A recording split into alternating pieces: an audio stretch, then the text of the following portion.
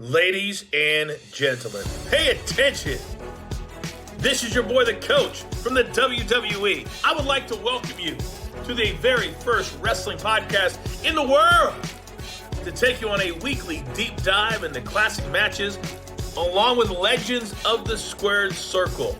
Enjoy the discussion. Enjoy the back and forth. There's so much to get into. Ladies and gentlemen, this is the Payoff. Icon versus icon. This is Tom Healy, and as always, I am joined by my co-host, Jeffrey Ryan. Jeff, somehow 28 episodes into the Payoff, and it's only the second Hulkster match we've covered. Can you hear the excitement in my voice?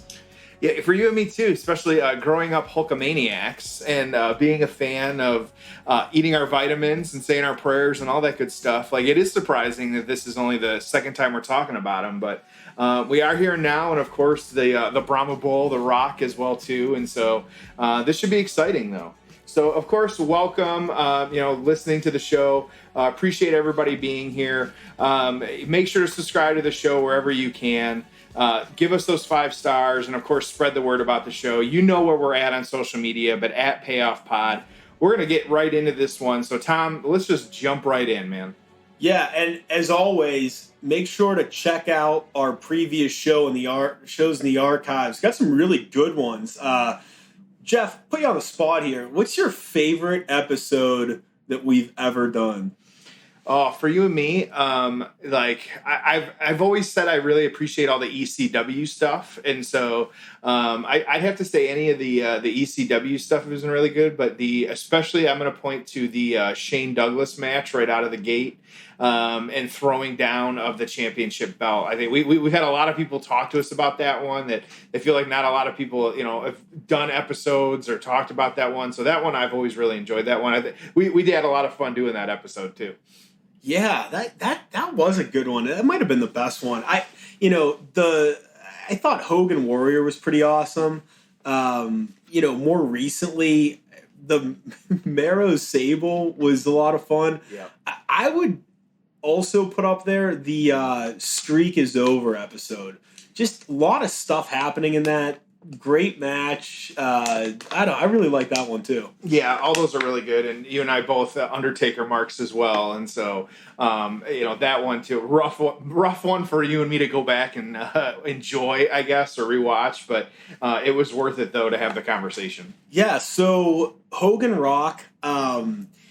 Obviously, I am a major Hulk Hogan mark, big time Hulkster. I may have mentioned this on a previous episode. I've done meet and greets with most of my childhood heroes, certainly of those that are still with us. There's only one where my heart was pounding and I was super excited and nervous for, and it was me and the Hulkster. It's the only one. Like HBK, it's probably my all-time favorite. I was like, cool, what's up, man? Like, loved your shit, but Hogan, man, it was just something about him, just larger than life, watching him as a child, whatever it might be, but I was pumped, and maybe I'll post it this week, but the Hulkster and I actually cut a promo on my, at the time, fiance, who is now my wife, that was not there, and so that was pretty awesome, and you could see the excitement in my eyes. So I'm pumped to cover this because I love Hogan. Let me throw something else at you, and we'll discuss this throughout and afterwards.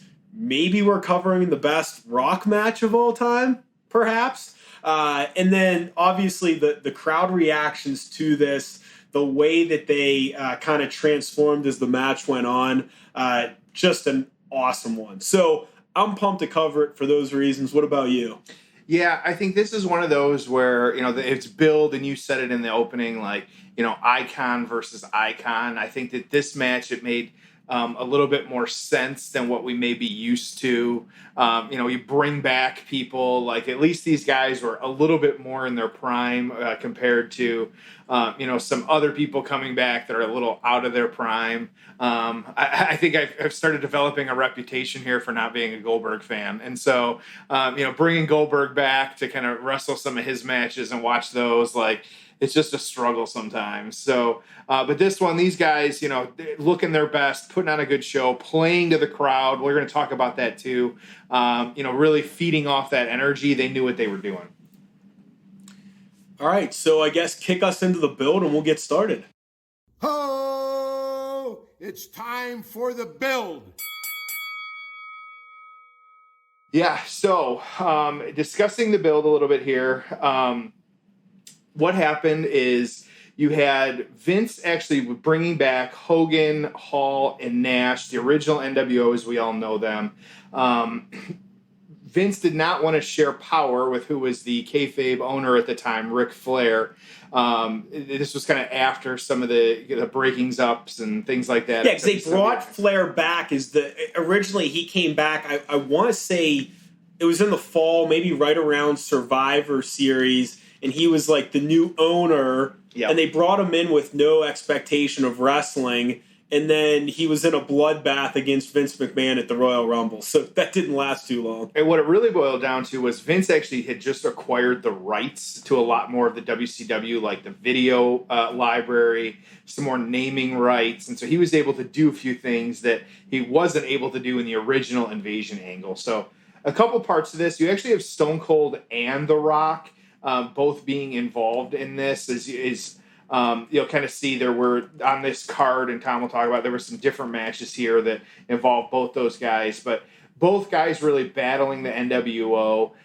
It started with The Rock and Hogan. Hogan wanted a photo of The Rock for his son. Oh, that's right. It was a whole thing. The Rock said no. So, of course, the next night you've got, it played out just like normal, interrupting promos. Hogan, tried to shake hands with The Rock, took a rock bottom instead when, The Rock, the classic wrestling, like holding the hand too long before he gives him the move. And so after the handshake. When that promo, we can talk more about this later, but that promo was one of the first, I'm going to call your ass out for a WrestleMania match. Yes. It's become more famous. You think of like the, Lesnar Taker, you think a Triple H Taker, like some of those big Taker matches. Yep. Obviously Rock Cena, right? Like some of those where it was like me and you, dude, Yep. That was, probably one of the first, like, me versus you, WrestleMania, point to the sign,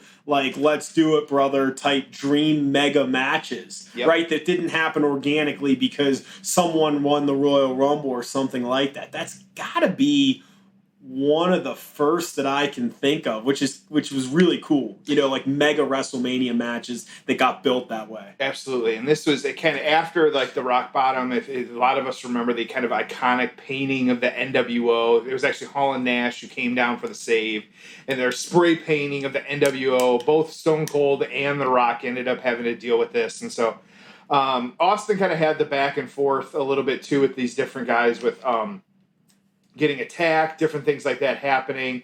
Austin trying to run over with his pickup truck. Of course, little manslaughter always goes a long way or vehicular manslaughter goes a long way in a wrestling storyline. And so who doesn't love that? And so also this is, of course, a lot of spray paint in this storyline, the spray painting of the what on the limousine. And so can't forget that as well too. And so just one of those things that, a lot of different angles that this was coming at, but really, you had Hogan and The Rock and that story being built. You had kind of Nash and Hall and Austin and that story being built as well, too. And so we get that. It was actually Austin who stopped a attack against The Rock when he was kind of getting hit with getting beat up, hit with a steel chair, things were happening. And so there was a really weekly build for this one between all five of these men, if you will, the NWO, the three, and then you got Rock and Austin. And so, but there was really the week before we takes us right into WrestleMania. And so that's how we got to this one. So Tom, what other thoughts do you have on kind of how we got here or anything else? Yeah, so WrestleMania X8, WrestleMania 18, coming off of arguably the greatest WrestleMania of all time, even to this day, which was WrestleMania 17. So, in terms of that, some pretty big shoes to fill. We're at the Sky Dome in Toronto, so big venue. ironically, remember we were in arenas. We started off in an arena. We ended up in some big venues. We went back to arenas. We're in big venues. There'd still be some after this. 19 obviously was at Safeco, 20 at the Garden, 21 Hollywood, I believe. Then we had Chicago, 22, and then 23 back in Detroit, and then I think it's all been a stadium since then. But this one was at the Skydome, 68,000. The big tagline for this event was that icon versus icon, Rock versus Hogan. Going into the show, speculation from Wade Keller around what the main event would be, saying, hey, it could be Hall and Austin, but probably not. It could be Rock Hogan, or it could be the title match. He thought it would be Rock Hogan. 2020 hindsight, that obviously should have been the main event. So, big card. We won't go through all of it, but I'll just tell you that, one of the forgotten matches on this show, as soon as I saw it, I remembered, but Undertaker and Ric Flair had an awesome match. You have to remember, this is a Ric Flair who didn't know if he wanted to get back in the ring, didn't want to embarrass himself.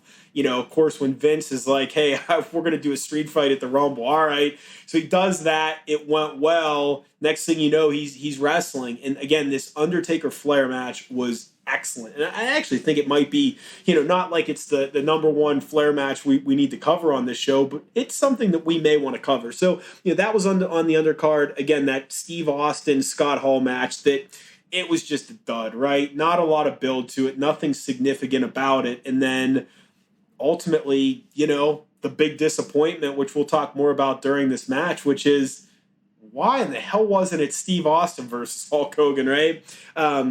Third to last match on the show is the one we're covering, Rock Hogan. Then we had, and I don't say this to offend anyone, but it was the women's buffer match, right? That's what it was at the time. This women's championship, Divas championship, for so many years was, let's put that on before the main event, like in between the second biggest and biggest men's match, so that people can go to the bathroom and the crowd can cool off before the main event. So, we had Jazz defeating Lita and Trish Stratus in a 3-way 6-minute match. Again, kind of a blow-off match. And then the main event of Triple H and Chris Jericho. Good luck following Hogan Rock. They obviously didn't, and really just a weak way to end a pretty good WrestleMania. So, the only other thing I'll add is, leading up to this, I thought was interesting was this was right around the time, or this is the last WrestleMania that was WWF, right? And Jeff, do you remember the ad campaign when they switched from WWF to WWE? Oh yeah, absolutely. Get the F out. Yep. It was actually pretty effective. It was like, it's clever, and it didn't kind of skip a beat. But what a stupid way to lose that WWF name. And for those that don't know, there was the World Wildlife Fund, who, for to shorten things, went by WWF, and then of course the World Wrestling Federation. The only reason that there was a clause or an agreement between the two, but when they made this agreement, and this was like in the 80s, I believe, they said, if there's ever something on the internet, which didn't even really kind of exist then the WWF, World Wildlife Fund, was able to use it. So they had this agreement. So when the time came where it was like, oh, the AOL and the internet, and well, yeah, you're not allowed to use that on here. So that's why they had to change it, and then the logo and all this stuff. But it was kind of a one-sentence clause in something where they had an agreement. So, that's it. Jeff, you walked us through things from a storyline standpoint. We'll get more into it, but I want to jump right into the payoff. For those that want to watch this with Jeff and I, the 2-hour 25-minute and 30-second mark is where we're watching this on the WWE Network. This is where they show the build for the match. So we'll talk through some of that, and then the entrances and the match, and obviously what took place afterwards. So again, if you want to watch this with us, 2 hours, 25 minutes, and 30 seconds, WrestleMania 18 on the WWE Network. So Jeff, with that being said, let's get to the payoff. Ho! It's time for the payoff. All right, so Jeff, here we are. Rock, Hogan, Hollywood Hulk Hogan. Hollywood Hulk Hogan brought him back. But, that's what's funny is, and they're showing the, the two guys, they're about to show the build to this. It's a long graphic. 2020 hindsight booking, do you bring him back at this time as Hollywood Hulk Hogan, part of the NWO, or would you have brought him back yellow and red? And they're showing the yellow and red right now. I feel like they did this right because then, they really played off the crowd and kind of let the crowd dictate what they were going to want to see. And so I think they did a good job here of they incorporating, we can see some of this into, him being the Hulkamaniac versus Hollywood. And so I don't think it really mattered how they brought him back. I think it's more important that they listened to the reactions, saw how the fans were treating it, and acted accordingly. And I think that was the smart way to go with this. Oh, there's absolutely no question. And I think you had to bring him back as a bad guy to, let the fans turn him. There was an old adage in the business of, the best good guys were bad guys that turned, right? And you think of The Rock and you think of Stone Cold. And, a lot of times that's how you get the best good guys is their heels and then the fans turn them over time. Yeah. So I'll start my first question on this one is you and we touched on a little bit and the card layout on this one.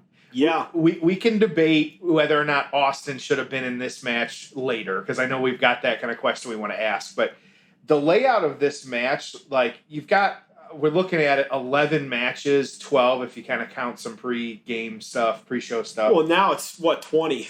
Right, yeah, it's closer to 20. This is a short card compared to now. But looking at it, Stone Cold versus Hall was in the middle of the card. It was technically match 8. Here's that rock bottom we were talking about. And so we're watching this opening promo still.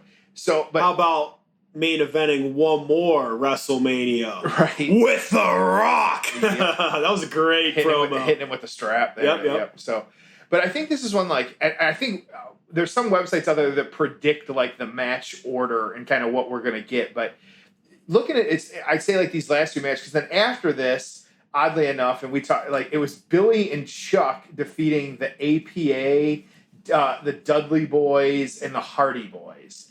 That was the match before this. That was the match before that. So, at home, those of you at home, it was the Stone Cold match, and then you had this 4-way elimination match. Then you had the match we're about to watch, and then it's Tom said yes, it was the bathroom match. Yeah, that was how it was at the time. It was the women's match, and then you get Triple H and Jericho. So these two icons really of this one, and I say 3 really with Austin too.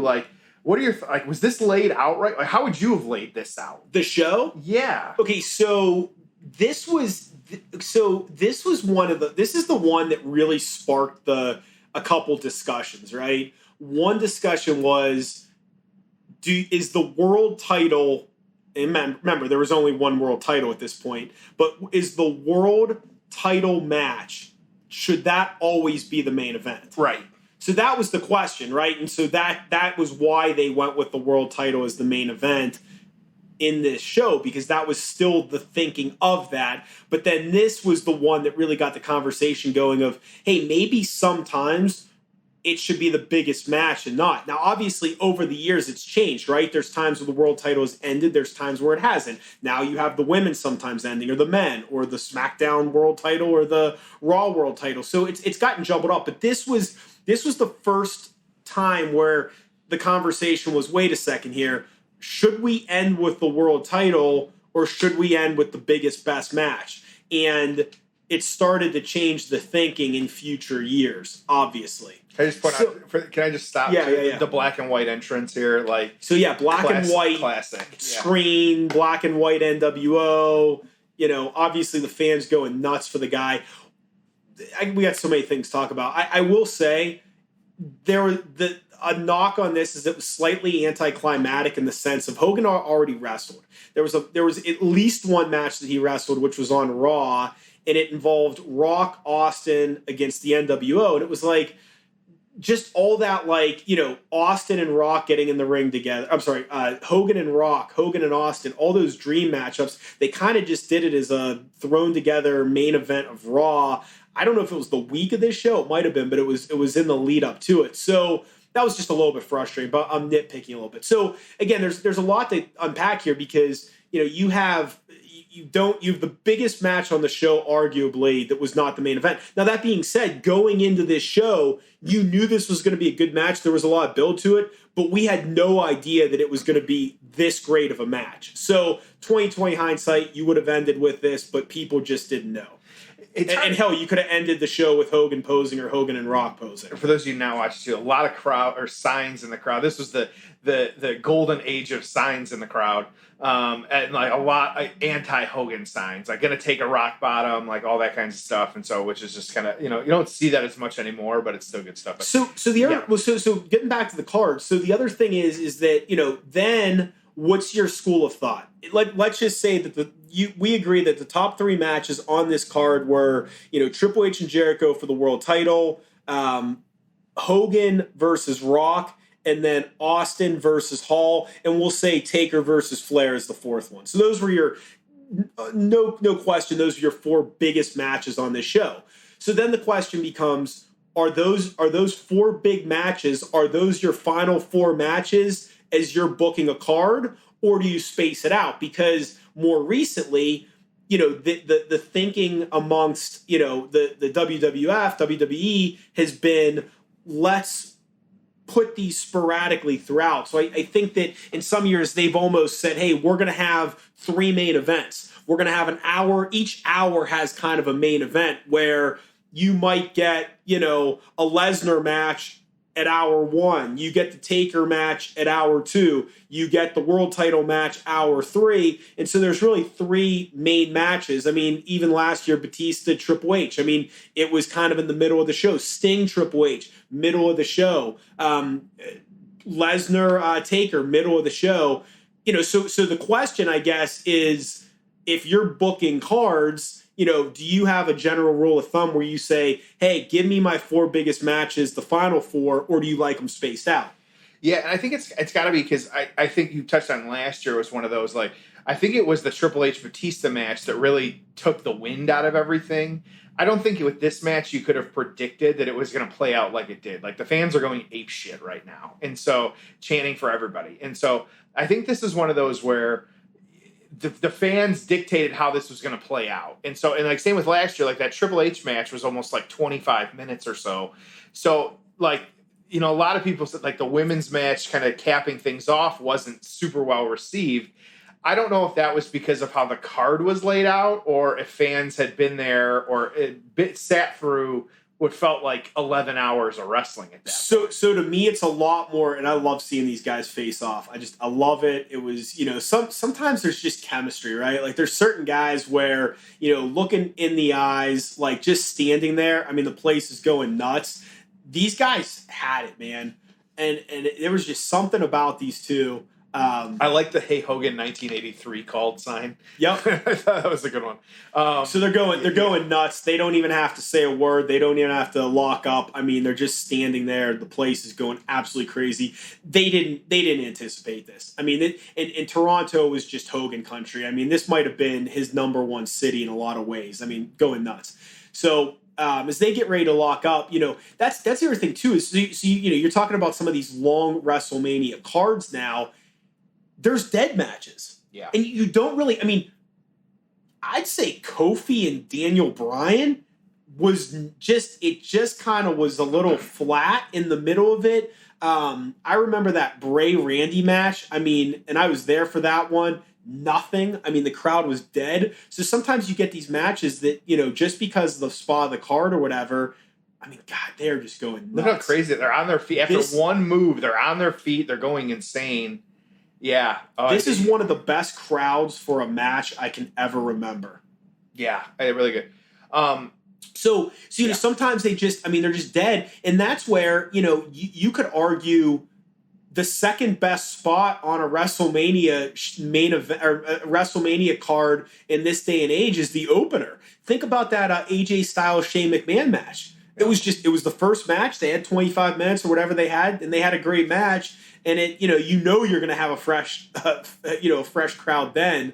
Well, and I think like how they lay the cards out now, because it was last year too, where Brock came out and said, "We're doing this now." Yeah, that's right. And so he came out and said, it was Heyman that came out and he blew past Hogan actually. And like, they didn't even know, the rumors said that Hogan didn't even know what was happening. And so, but Heyman blew past him and said, screw it, we're doing this match now. And so I think that it's just weird for me because I know like, and I watch more New Japan than you do. Like we know what like the final matches are going to be months in advance. And so I kind of like knowing that, but like with something like this, like we might still be getting a build in the weeks leading up, or reading the kind of dirt sheets nowadays. Like we don't know, or they're saying like the WrestleMania plans are more up in the air than ever, which they're starting to come together. We can see some things. I think Super Showdown kind of screws everything up a little bit too, because you got to count it as the glorified house show that it is. But I think like laying out, it's got to be tough because you never know like.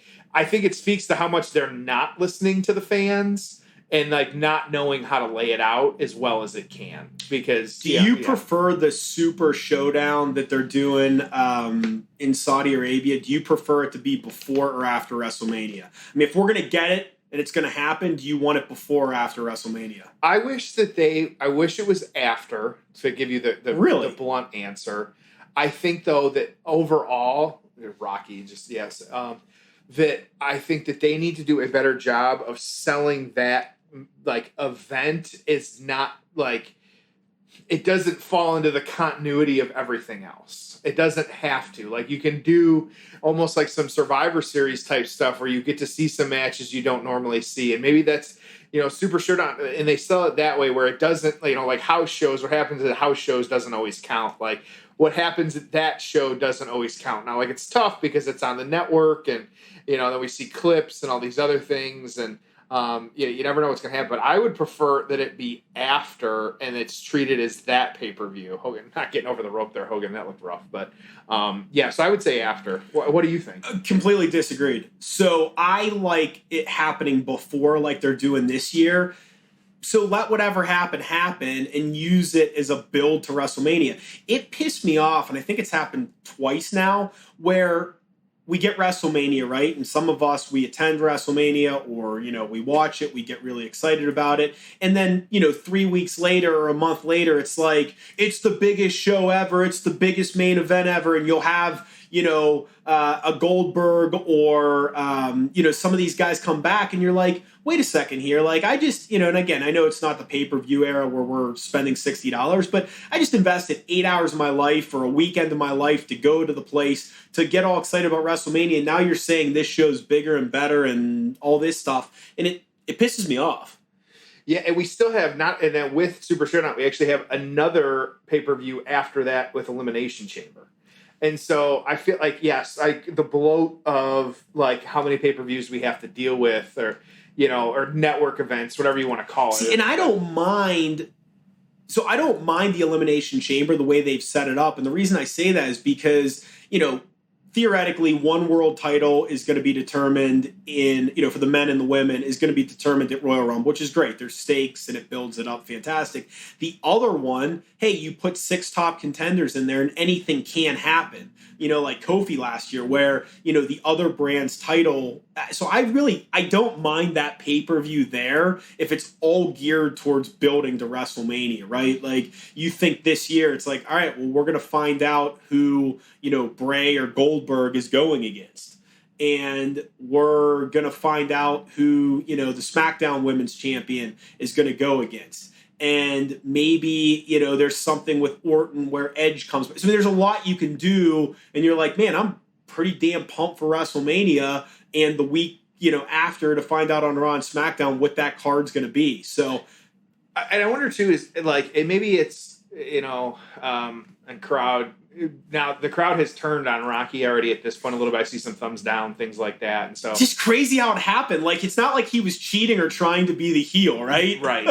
And so, but fans like Hogan's trying to work as the heel in this match. I'll say too, we haven't said a lot. Like we've talked about, like there's been a lot of good action. They really haven't stopped yet. You segued this perfectly because I have something I came across in my research, and then I have a comment, and I want to see what you think. So Keller was saying, he's like, look, there's low expectations in terms of athleticism, but fans will probably be excited to see the two icons. So he was predicting, hey, this probably isn't going to be much of a match. Now, let me throw this out there.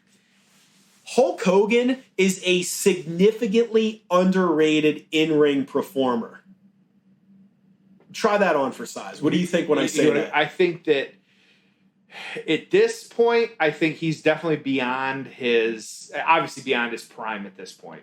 I do think it does say a lot in regards to he does put on a match with one of the best that's out there, The Rock. And so, he's talking about like certain guys like AJ Styles always putting on, like he can get in the ring with anybody. I will agree with you. I think Hulk can get in the ring with anybody, and he can put on a good match with that person. We wouldn't have talked about that a lot necessarily in his time because of the backstage politics and all the rumors and stuff we'd hear. But I think that to your point, I will say that I think he could get in the ring with anybody. Maybe even nowadays, I'm not sure. I hope. I know you want to make Tom Healy a very happy Hulk Hogan fan.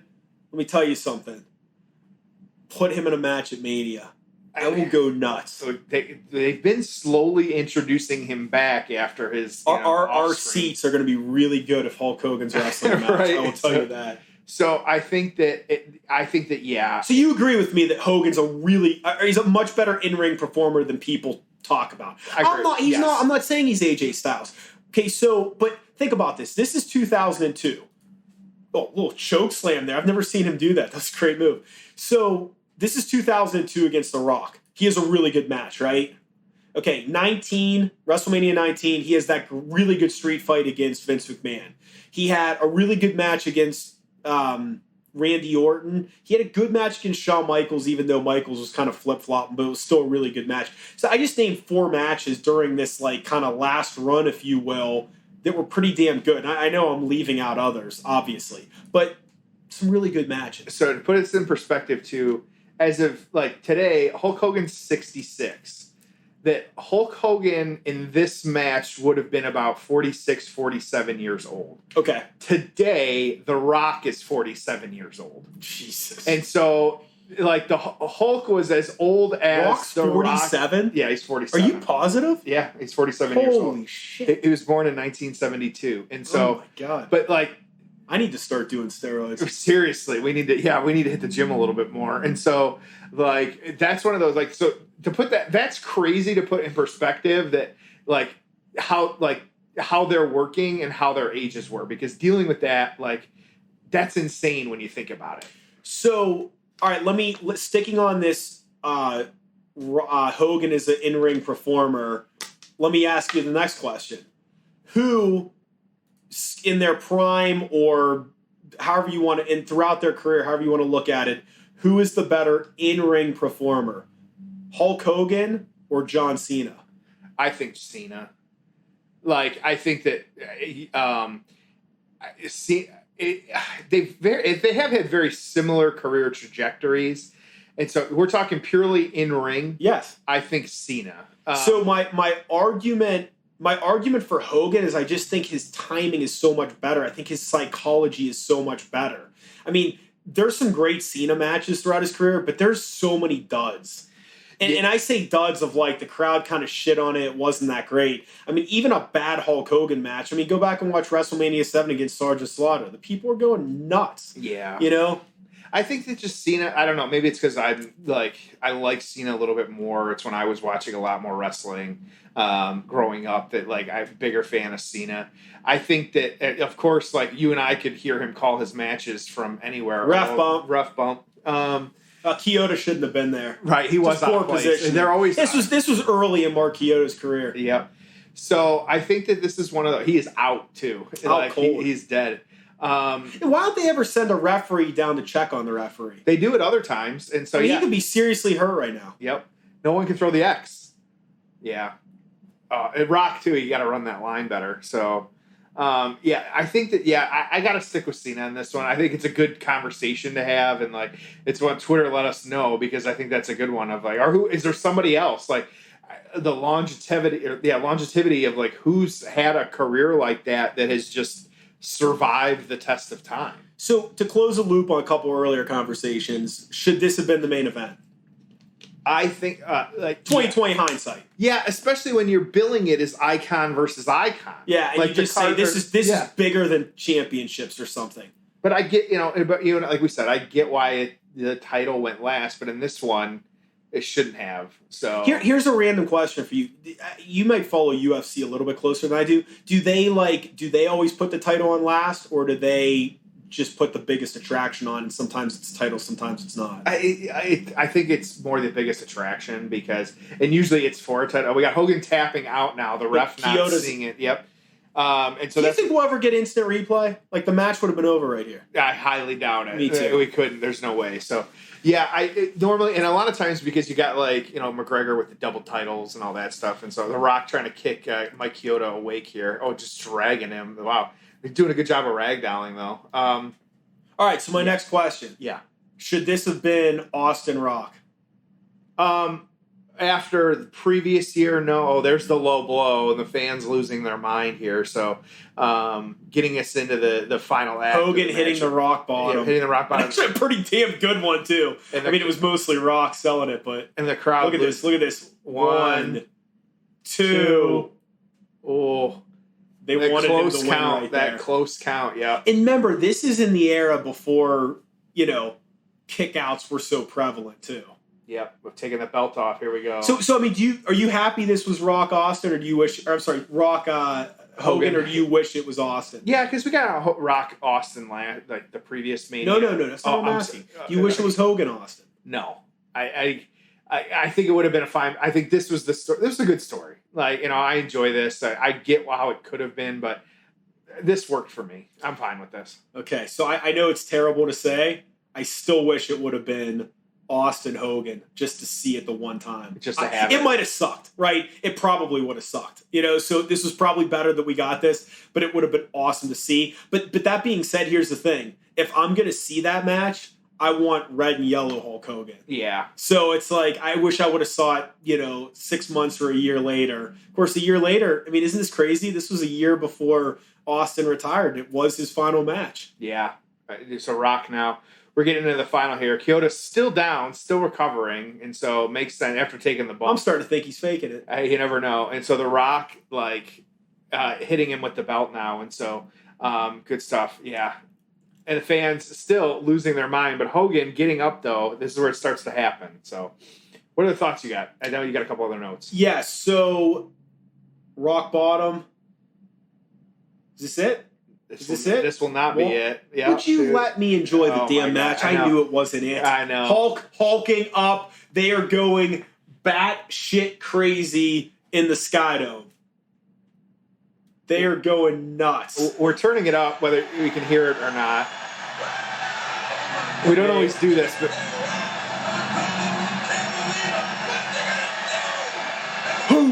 So he's hitting him with the punches. Place going nuts. I mean, this is one of the loudest. You'll get this kind of noise in an arena, but for a stadium show, boom, leg drop. And that's why he's had 20 back surgeries. 1, 2.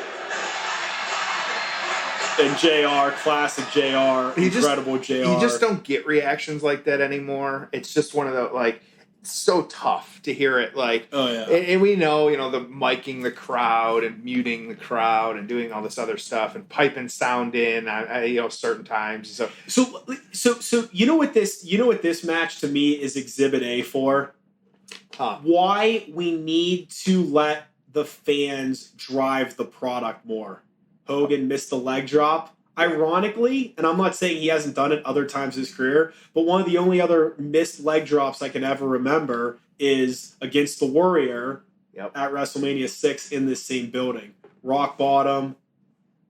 So you know how he's grabbing his ribs during the match? He actually hurt them prior to that. That's what. I found that out in my research. I had read that too. Yeah, and I don't know if he heard it against Rikishi or he tried to wrestle against Rikishi on a house show in Tampa with it. So, and this is one of those and you got to think they're about 15, maybe 16 minutes in at this point. And so boom, rock bottom. Second rock bottom. Hogan could barely even jump up there. A crowd not happy. Rock hip up. Though. I think he can still do that. Okay, here. I actually forgot about this. So here we go. Here comes the people's elbow. Yep, hit it. But then... Hold on. 1, 2, 3. Okay. And mark my words on this, okay? And I want everyone to hear me loud and clear when I say this. I fucking hate when The Rock ends matches with a elbow. Yeah. It's so fucking fake. I hate it. I hate it. You have this great match. You have all this build. He hits the rock bottom. End the damn match. It just looks stupid. I'm almost positive. I'm like 99% sure that's how he beat CM Punk for the title. I hate that. Why do you end the match with that? He did give him the 2 rock bottoms. And I get it, and it works here, but I hated it in that Punk match. You're posing to the crowd. It just, again, if you want to present this like sport and athleticism, if you want to do that as a setup or do it during the match, that's fine. But to do it at the end, I absolutely hate it. But what I was saying is what's about to happen here with, kind of turning the rock on the fans a little bit and people going nuts for Hogan, it reminds me of like Daniel Bryan becoming like a major player a few years back around, leading up to WrestleMania 30. Let these damn fans control the product more. Instead of trying to jam Roman Reigns down as some scripted good guy, white meat babyface, if they boo him, let him be a bad guy. Yep. And that's where they're at. And so I think the fans were a little deflated, coming right. And we'll talk a little bit more about it, but it's just one of those. The finishing move is the finishing move. I think it was always the rock bottom for him. He didn't always finish a match with the elbow, or the people's elbow, but it was one of those where, the rock bottom's a good finishing move, but it just didn't always use it. And sometimes, like you said, he does the people's elbow or, gets the cover that way. So some finishers, I don't know why they're so protected. Like Baron Corbin has had been protected forever. Hogan extending match over now. Hogan extending his hand to the Rock, talking to him as well too, trying to get it. And then the Rock, of course, shaking hand. Hogan just dripping sweat, and so.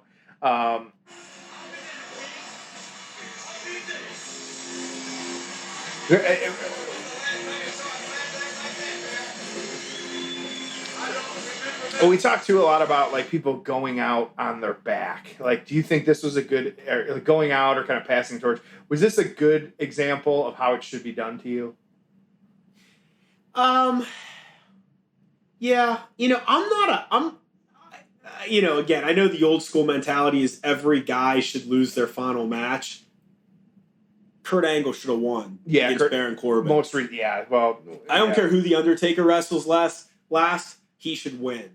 Now, Shawn Michaels losing to Taker, I thought that was fine too. So I'm not saying that the guy leaving should always win, but I'm just saying that, I think it's a case-by-case situation, not a rule that, hey, you should always be on your back the final time. Here come Hall and Nash now in the ring. So I have no idea about this, Jeff. I don't know if you do either, and I'm sure someone on Twitter can tell us. Was this always the plan for them to attack him after the match, or did they call an audible here because of it? I don't know. You could just see the Rock in the background there watching what's happening. This feels like it might have been an audible, and I'm not trying to sound like some mark of no, they really attacked him, but I just wonder if this was planned ahead of time or not. Did they know he was going to get this big of a reaction? I read both. That it was. I feel like I have too. That's why I'm asking you. And so maybe people smarter than us can let us know and kind of know exactly how it happened. I think that me personally sitting here right now with you, I think that it was not planned. I think that they did make a little bit of an audible on the fly here, because it does kind of open the door for them. They have some different options. Even if you do have them attack him, you can really do whatever. And again, I don't think going into this show, the plan was, hey, we're going to, turn Hogan, and then, the following week on SmackDown, have him come out in red and yellow and be world champ in 30 days. Yeah. I don't think that was the original plan. So that's why I'm like, I don't know what was and wasn't. And again, I think I've read both sides of it, so who the hell knows? But, just kind of curious of that. I didn't know if you knew that either. It does speak to us getting worked, years later, still not knowing what happened. Like, that's the kind of storytelling you want. Like, that's how it should be. And so, but yeah, this is one of those examples where that's just how it is. So a lot more to talk about, but let's right now transition into the aftermath. Ho! It's time for the aftermath. So, initial thoughts, Jeff. Was this the best Rock match ever? And what are some of the other ones that are in the conversation? I think that this was definitely one that you have to... I don't know if it was the best, but I think you do have to put it at the top. Kind of looking at a list of just some kind of different ones. I do kind of agree that I think that the Mania 17 previous to this one, like the... against Steve Austin match, I think that it's hard to not, being a no DQ match too.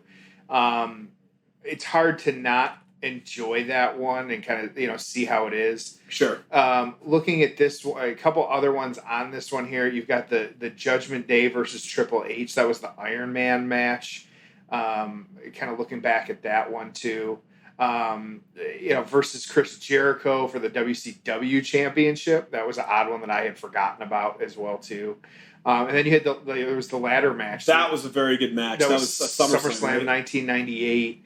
And so it was a slower pace, but then it really picked up. And so the list you're looking at, where does that? This one I actually just got to it. So it's a list of 20 of the best Rock matches, and this one is number 8. Man. And so it says their star power alone puts this in classic territory. So again, it just depends on what your criteria is and what you think. I mean, if you watched it on mute and couldn't see the fans and, we're looking at like two guys wrestling a match, yeah, I guess so. I look at things, and I know we do here on the Payoff, and that's where our payoff score comes in. We look at the historical nature of the match. We look at the crowd reaction. We look at, just kind of our own personal enjoyment. We talk about the, build to the match and the aftermath. So I think we take a much more holistic approach than, two guys in Speedos doing moves at each other for 15 minutes. What did we think of it? How high flying was it and all that stuff. Yeah. So I like what we do a lot more. And I mean, there weren't the matches you rattled off. There weren't 7 matches in Rock's career better than this. There might have been a few. WrestleMania 17 certainly comes to mind, but there weren't. There's no way there were 7. I can tell you that. And you can, of course, on Twitter, let us know what you think are what was the best Rock match. Like, kind of where do you get that? And so. So now that they spent some time kind of celebrating in the ring, kind of Hulk doing his thing as he does, kind of getting him pumped up, and of course both men leaving together after that point, and so really good stuff at that, and so something to think about, like kind of there's the quick immediate aftermath of this one. Of course, you had Hulk turning into and pointing to a Rockamania sign. Now that's a good stuff, and so. We've got it just kind of playing in the background and we're kind of sitting here talking, but it was after this, The Rock actually left to go film a movie. This was, for those of you that enjoy The Rock's film career, this was post Scorpion King, which was panned widely. I think Walking Tall was the movie, this one with Johnny Knoxville, that he left to go film after this one. And so, it's just very interesting to kind of see how that played out. And so kind of one note here that I thought was interesting and just kind of played out that following his victory over Hulk Hogan at WrestleMania 18, The Rock started to see a dip in fan support, and that dip turned into a plunge by the time The Rock had his match with Lesnar at SummerSlam, because fans knew he was leaving WWE to pursue an acting career.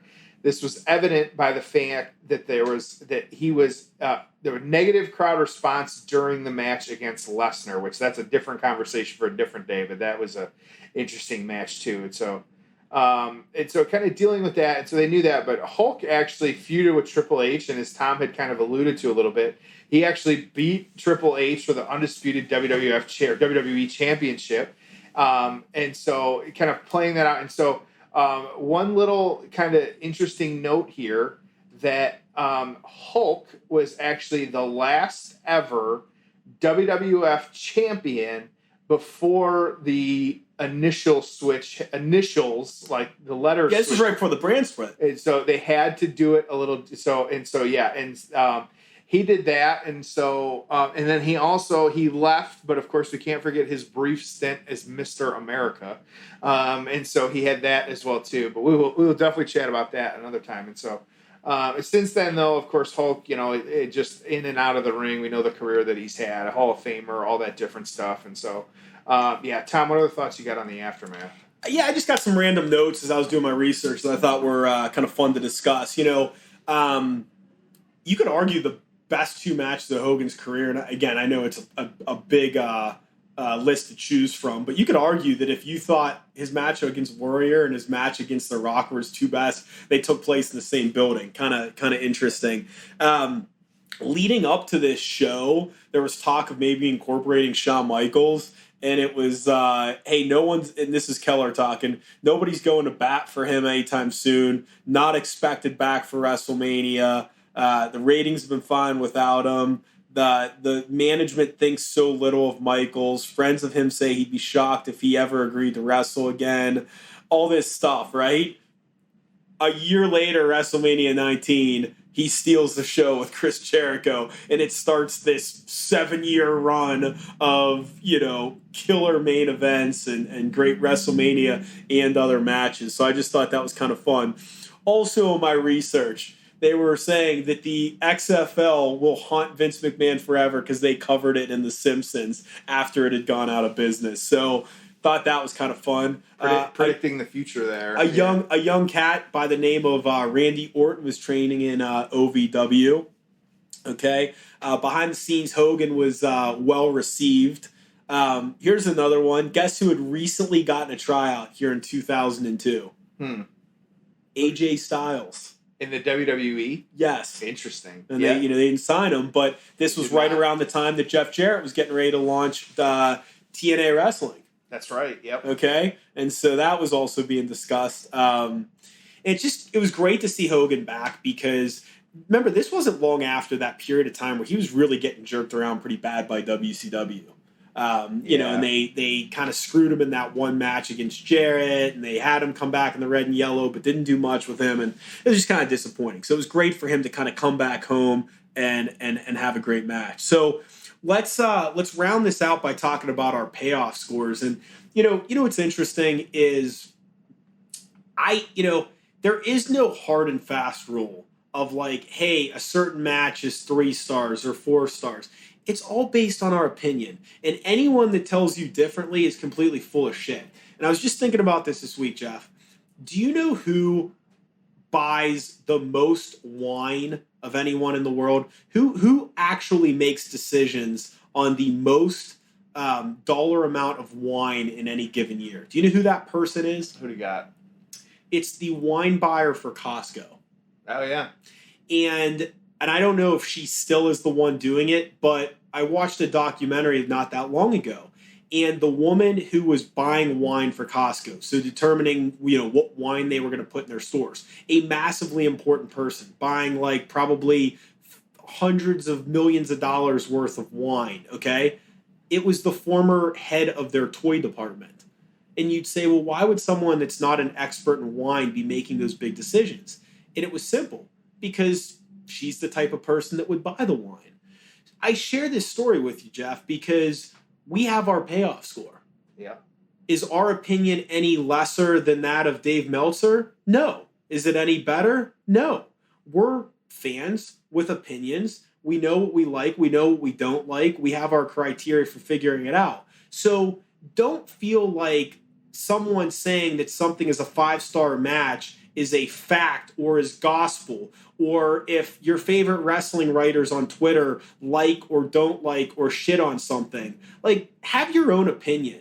And sometimes it's healthy to watch these shows or watch matches or go back and watch matches and do it without Twitter being open or without knowing what the stars of the matches are. Just going, man, I thought that was awesome. And then, it getting 2 stars. Well, yeah, fuck that guy. I don't agree with him, versus being like, oh, no, it must have been a bad match because someone said that. So with that being said, I love how we do it here. We give our payoff score, which is here's what we thought of the build, the payoff, the aftermath, the crowd, the match in the ring, everything else happening, how it stands up in history. There's all that stuff happening. So talk about what some of the opinions were from the quote-unquote experts, and then I want you to give your payoff score, and I'm going to give my payoff score. Yeah, and so this one, I'll start with the Observer newsletter. They gave it 3 stars, actually, but it was also the best match of the night, according to their poll, by a landslide here. The kind of interesting piece of the write-up here that I thought was that Hogan vs. Rock will probably go down like Hogan vs. Warrior in the same building 12 years ago. It was an epic battle, and in the end, Hogan lost, passed the torch, and the guy he passed it to was all the worse for it. Warrior's drawing power declined after beating Hogan. Rock was left in a quandary as fans actually wanted to boo him, and he had to tease a heel turn the next night and go back just to ensure a babyface reaction.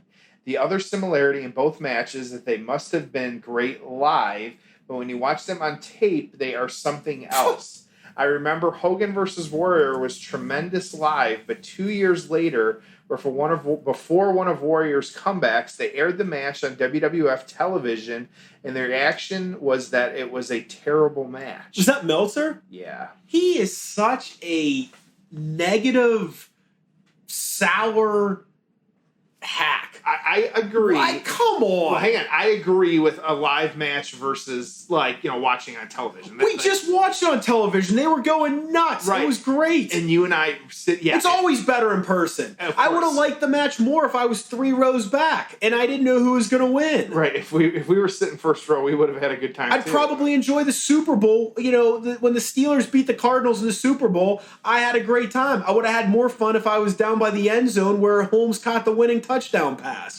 What a jackass. So that always makes sense. So what do you give it star-wise? 3.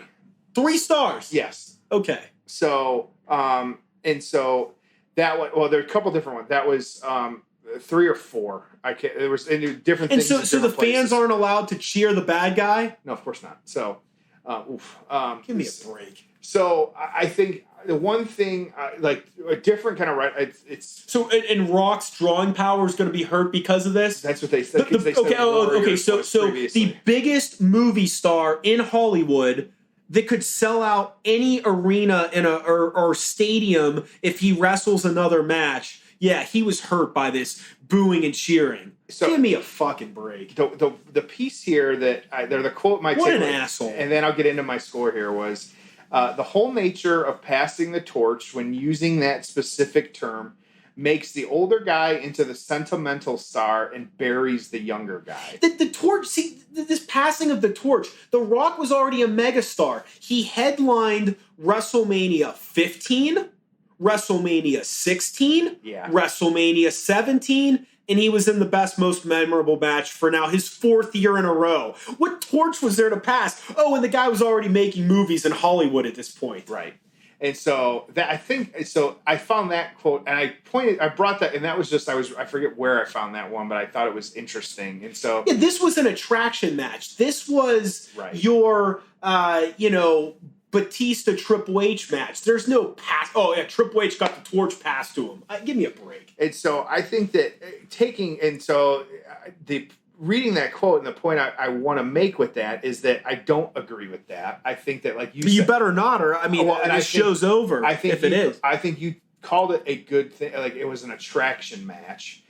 Which is how it should have been. You get so much of that at WrestleMania. It's about, it was the WrestleMania moment. That's what it was. Okay, so if you're going, let me just say this. If you're going with this whole thing of passing the torch, let's say Hogan would have won.